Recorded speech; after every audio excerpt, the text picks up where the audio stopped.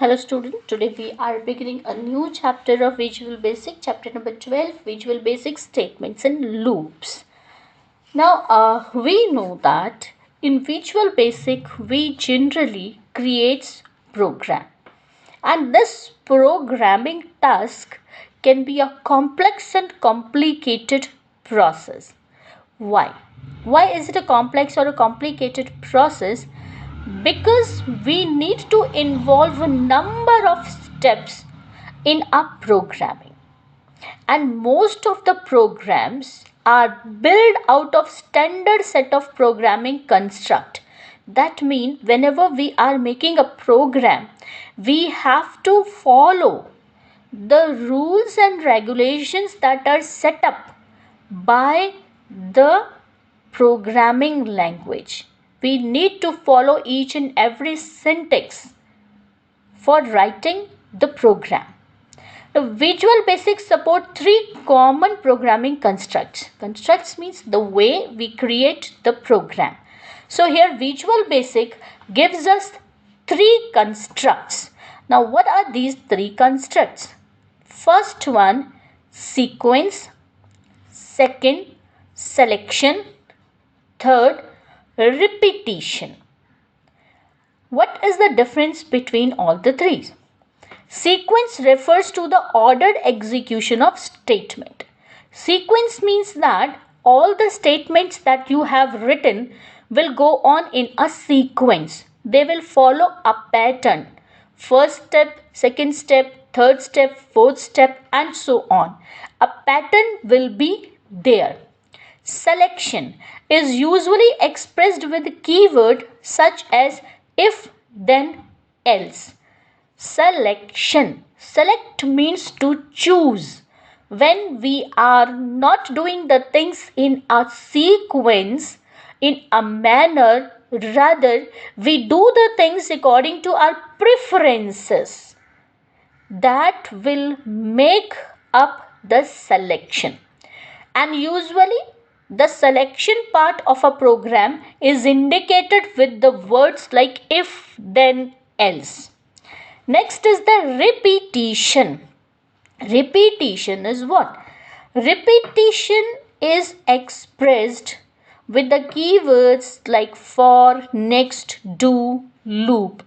Repeat. You know very well the meaning of repeat is to do something again and again. So when in the program we do something again and again and again, that part is called as repetition. And to show that part, to make that repetition part in the program, we make use of the keywords like for, next, do, loop. So these are the three constructs of a program: sequence, selection, and repetition. And we need to follow these while creating a program in Visual Basic. Now we begin up with certain statements, and the first statement that we are going to take is the end statement. End statement, as the name itself, end means to stop something. So the end statement is used to stop the execution of the program. When you think that the program is done, now further we do not need to do anything, we are going to make use of the end statement. So it will work like the stop button on a toolbar. We are going to take one example. We have to make two command buttons. Two commands we are going to take. One will be named as command 1, one will be named as command 2. And in the command 1 property caption, we are going to write display message, and in the second we are going to write cmd1. Similarly, in command 2 caption, we are going to write stop, and in the name we are going to write cmd2. What is to be done next? After changing these properties, we are going to write the coding for the same. Coding लिखना शुरू करेंगे, and how to write the code? We will be double clicking on these command buttons to open the code window, and we will write the code. In the first command, we will write a command msgbox welcome to Visual Basic, because our first command button's caption was display message. It is for displaying a message, and when we need to display a message, we make use of the command msgbox. Therefore, in command 1 we have written msgbox, and what message are we going to display? Welcome to Visual Basic. After this, now we need to go for the second command. In the second command, what we are going to do is we are going to stop the execution of the program. So to stop the execution of the program, we know that we will be making use of end command. So here in the coding, we will be writing end command. How? We will double click on the command 2, and as soon as command 2 get opened up, we will find these two commands. In between the private sub command to click and end sub, we will write end, because our second command button was for stopping the execution. So we'll write end. Now we will close the command window, we will run the form, and we will find that whenever we will click on the display message button, it will show us a message welcome to Visual Basic.